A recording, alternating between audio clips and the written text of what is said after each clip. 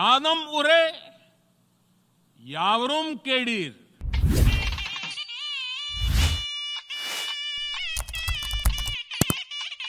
செம்மொழி வலையொலி YouTube channel. இந்த சேனலின் மூலமாக, அந்த வலையொலியின் மூலமாக பல்வேறு தகவல்களை தினந்தோறும் நாங்கள் வழங்கி கொண்டிருக்கக்கூடிய அந்த நிலையில் சிலப்பதிகாரம் என்ற தலைப்பில் ஒவ்வொரு பகுதியாக வழங்கக்கூடிய அந்த தொகுப்பை முழுமையாக கண்டு பார்க்கலாம்.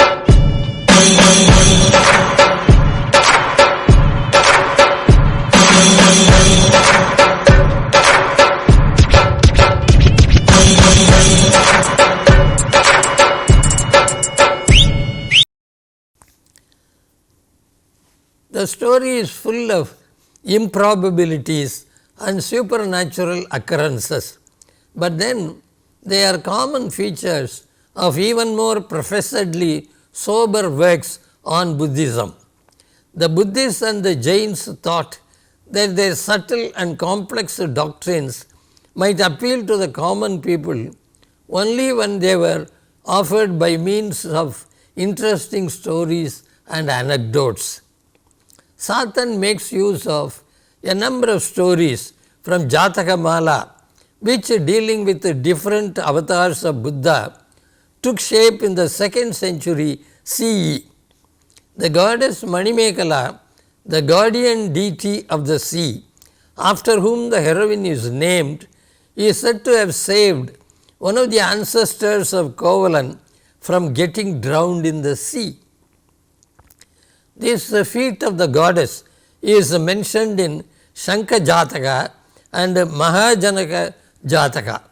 According to Professor Levy, the sea goddess, known in Siam, Burma, Ceylon and Cambodia, belongs to South India, where Kanchi or Puhar had been her place of worship. In Manimegalai, there are 2 references to the white carpet of Indra, which quivers whenever bodhisattvas are in distress and need his help. Several Jatakas mention the yellow stone throne of Indra, which shakes on similar occasions. The island of Manipallavam, where Manimegalai comes to know of her previous birth and later gets the miraculous bowl, is now identified with a part of the present Jaffna called Karaithivu. Akita Jataka speaks of the contacts between Manipallavam and Kaveri Pattinam. Satan's version of the story about the Buddha's seat at Manipallavam, which he occupies while settling the quarrel between 2 kings of Naganadu, is numerous references to number 7 as an auspicious one. Is a mention of the custom of offering betel leaves and camphor after food, and of bhikkhunis participating in religious disputations are all based on ideas derived from the Jatakas. Many of the Buddha's miracles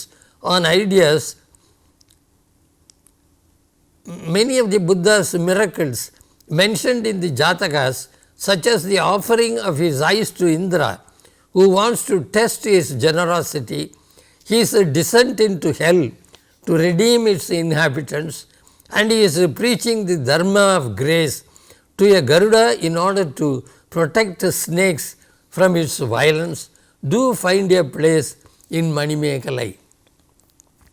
The poem does not have a well-knit plot, unlike Silappadigaram, which testifies to the architectonic skill of Ilango.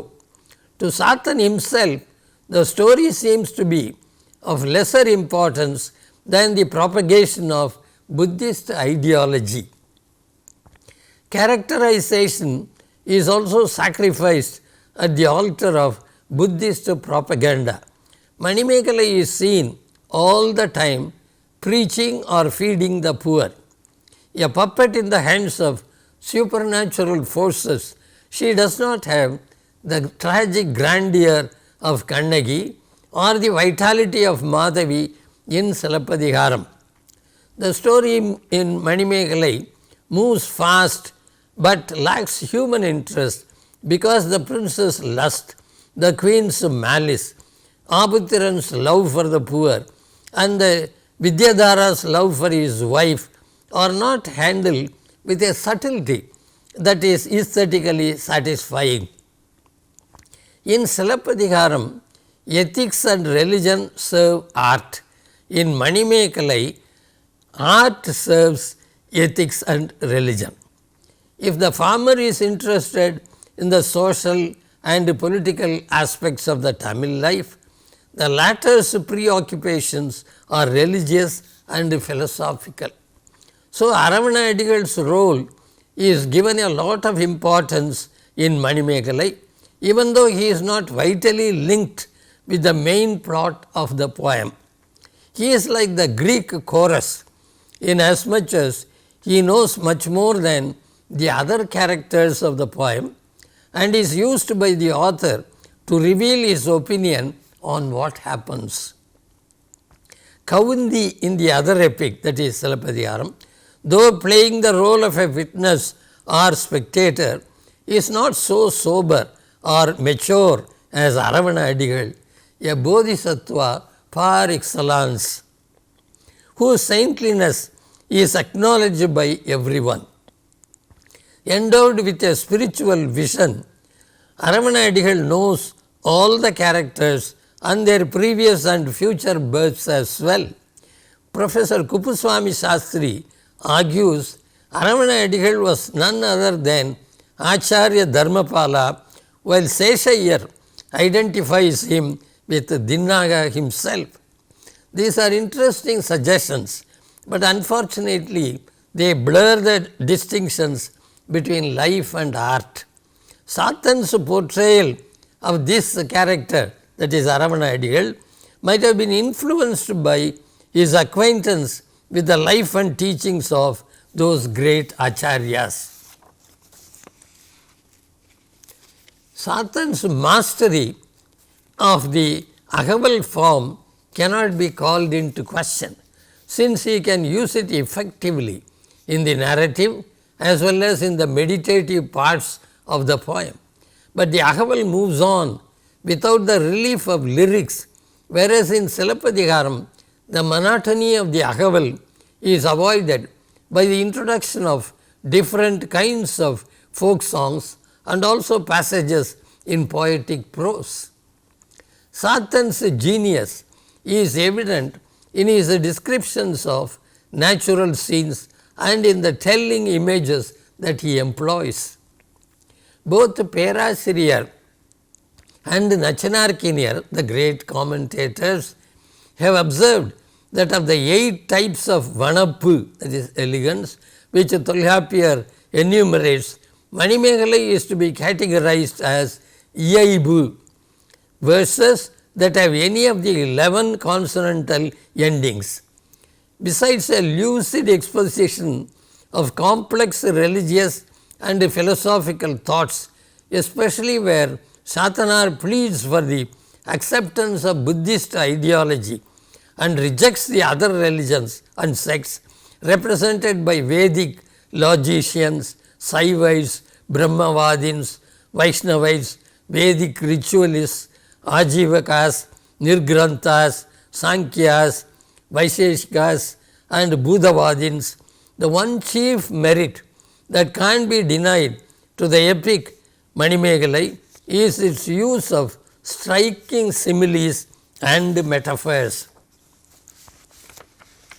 On hearing from Madhavi that Manimegalai won't live the life of a courtesan, Vasantamalai felt as dejected as those that lost their rare jewel in a large sea of rising waves. ஆங்கு அவள் உரை கேட்டு அரும்பெறல் மாமணி ஓங்குதிரை பெருங்கடல் வீழ்த்தோர் போன்று மையல் நெஞ்சமொடு வயந்த மாலையும் கையற்று பெயர்ந்தனள் காரிகை திறத்தன. The dreadful sinner called hunger ruins noble birth, kills the virtue of the highborn, rids them of the support of knowledge, makes them shameless and ugly, and drives them to the streets together with their wives. This is how Manimegalai expresses it. பசிப்பினி என்னும் பாவி குடிப்பிறப்பு அழிக்கும் விழுப்பம் கொல்லும் பிடித்த கல்வி பெரும்புனை விடும் நான் அணிகளையும் மான் எழில் சிதைக்கும் பூன்முலை மாதரோடு புறங்கடை நிறுத்தும். The Naga chief holding court and his wife looked like a bear and its female. கள்ளடு குழிசியும் கழிமுடை நாற்றமும் வெள்ளன்பு உணங்கலும் விரவிய இருக்கையில் எங்கு தன் பிணவோடு இருந்தது போல பெண்டுடன் இருந்த பெற்றி நோக்கி. Holding the nectar vessel, Manimegalai arrived on the scene just as the rain cloud pouring with thunder and lightning reaches a forest burnt by the sun with its dried bamboo champs. வெயில் சுட வெம்பிய வேகரி காணத்து கருவி மாமழை தோன்றியது என்ன பசிதின வருந்திய பைதன் மாக்கட்கு அமுத சுரபியோடு ஆயிழை தோன்றி ஆபுத்திரன்கை அமுத சுரபி இகுது யாவரும் வருக ஏற்போர் தாமென ஊனொலி அறவத்து ஒலி எழுந்தன்றே யானப்பேரூர் அம்பல மருங்கன. Infuriated by the news of Manimegalai's wandering with a begging bowl, Chitrapati, describing the royal life of the courtesans, says that they are like a lute that is not broken when the lutenist dies. They are like the bee that feeding on honey deserts the blossom when it becomes bankrupt, and they are like the goddess of wealth who abandons men during days of ruin. காதலன் வீய கடுந்துயர் எய்தி போதல் செய்யா உயிரோடு புலந்து நளியிரும் பொய்கை ஆடுனர் போல மொழியேறி புகு முதுகுடி பிறந்த பத்தினி பெண்டிர் அல்லேம் பலர்தம் கைத்தூன் வாழ்க்கை கடவியம் அன்றே பான்மகள் பட்டுழி படுவும் பான்மையில் யாழினம் போலும் இயல்பினம் அன்றியும் நருந்தாது உண்டு நயனில் காலை வரும்பு துறக்கும் வண்டு போல்குவோம் வினையொழி காலை திருவின் செல்வி அணையேமாகி ஆடவர் துறப்பேம் தாபத கோலம் தாங்கினம் என்பது யாவரும் நகும் இயல்பினது அன்றே.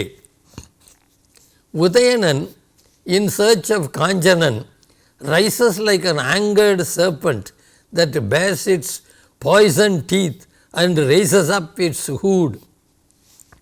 வேழம் வேட்டெழும் வெம்புலி போல கோயில் கழிந்து வாயில் நீங்கி ஆயிழை இருந்த அம்பலம் அணைந்து வேக வெந்தி நாகம் கிடந்த போகுயர் புற்றலை புகுவான் போல ஆகம் தோய்ந்த சாந்து அலருறுத்த ஊழ் அடியிட்டு அதன் உள்ளகம் புகுதலும் ஆங்கு முன்னிருந்த அலர்தார் விஞ்சயன் ஈங்கு இவன் வந்தனன் இவள்வாள் என்றே வெஞ்சின அரவம் நஞ்சு எயிறு அரும்ப தன் பெரு வெகுளியின் எழுந்து பைவிரித்தென்ன இருந்தோன் எழுந்து பெரும்பின் சென்றனன்.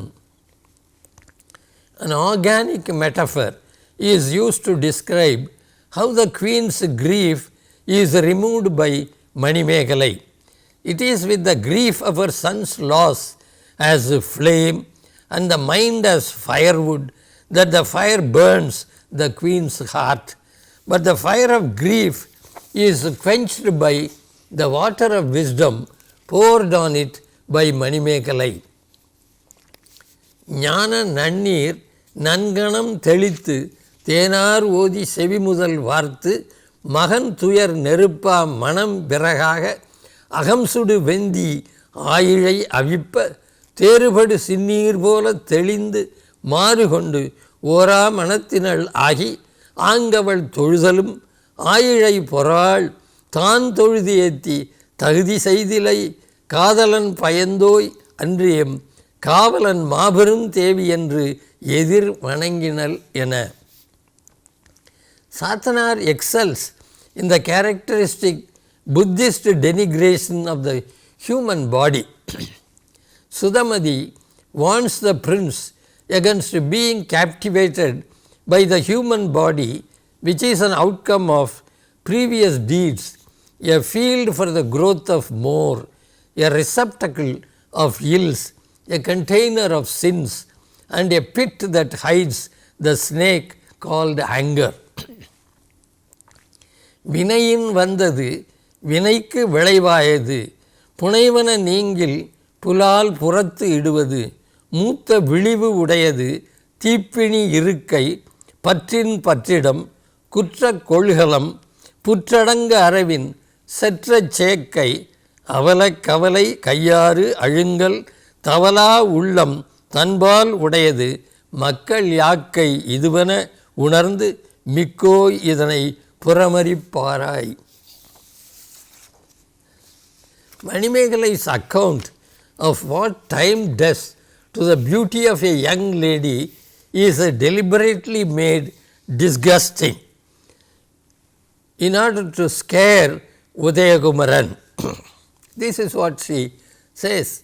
Look how her hair that once gleamed as black sand has now become but a stretch of white sand. Don't you perceive how her moon-like forehead is now all grey, marked by lines of old age?